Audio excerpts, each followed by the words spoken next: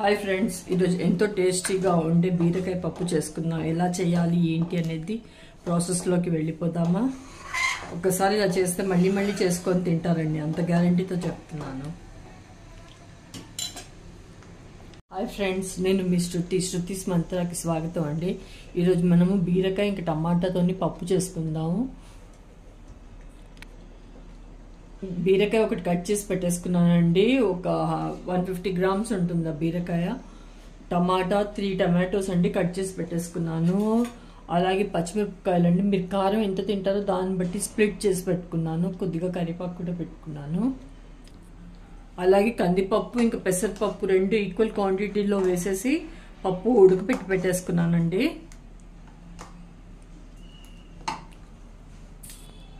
మూకిట్ పెట్టేసుకున్నానండి. Stove on చేశాను, oil వేస్తున్నాను.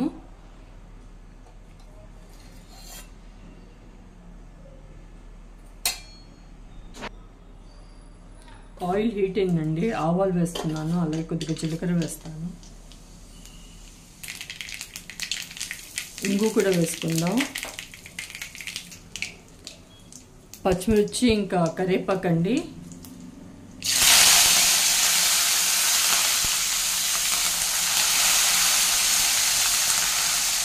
ఎండుమిర్చి కూడా వేస్తున్నాను.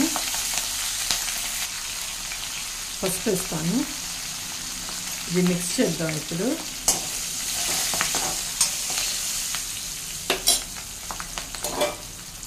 బీరకాయ ముక్కలు వేసుకుంటాను. ఫస్ట్ ఒక బీరకాయ కట్ చేశానండి. ఇది నేను 6 మెంబర్స్కి సరిపడే పప్పు వండుతున్నాను.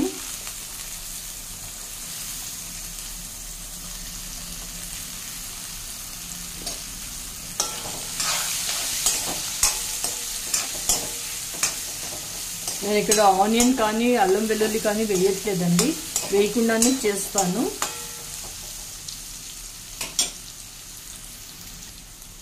ఇప్పుడు మూత పెట్టేస్తాను. ఇప్పుడు కొద్దిగా సాల్ట్ వేస్తానండి, వేసి కలుపుదాం. కలిపి మూత పెడదాం తొందరగా మగ్గడానికి బీరకాయ.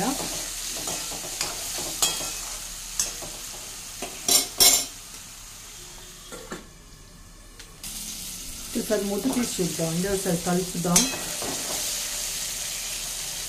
ఇప్పుడు టమాటా వేసేస్తాను. ఒక 3 టమాటాలండి కట్ చేసి పెట్టుకున్నాను.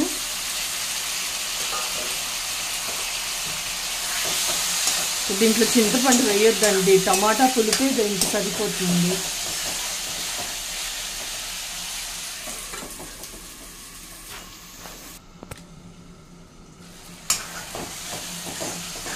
మగ్గిపోయిందండి. ఇప్పుడు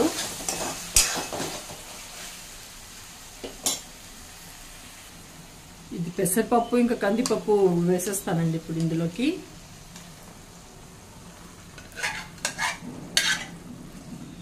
మిక్స్ చేద్దాం. వాటర్ కూడా యాడ్ చేస్తాను. ఇప్పుడు ఇందులోనే వేస్తాను, వాటర్ యాడ్ చేస్తానండి. కారం వేయనండి ఇందులోకి, ఉప్పు వేస్తాను. ఇప్పుడు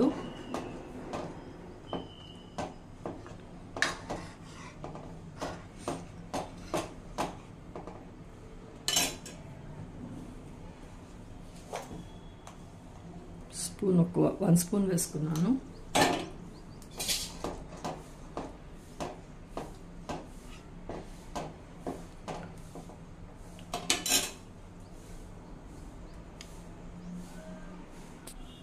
కొత్తిమీర కూడా వేస్తాను.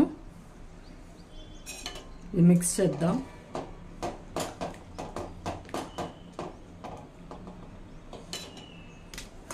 ఇదండి, అడుగంటకుండా మధ్య మధ్యలో కలపాలి. ప్లీజ్ అండి, లైక్ చేయండి, షేర్ చేయండి, సబ్స్క్రైబ్ చేయండి అండి నా ఛానల్ని. అంతే అండి, బీరకాయ పప్పు రెడీ అయిపోయింది. అందరూ తప్పకుండా ట్రై చేయండి. ఎలా కుదిరిందో చెప్పండి. Thank you.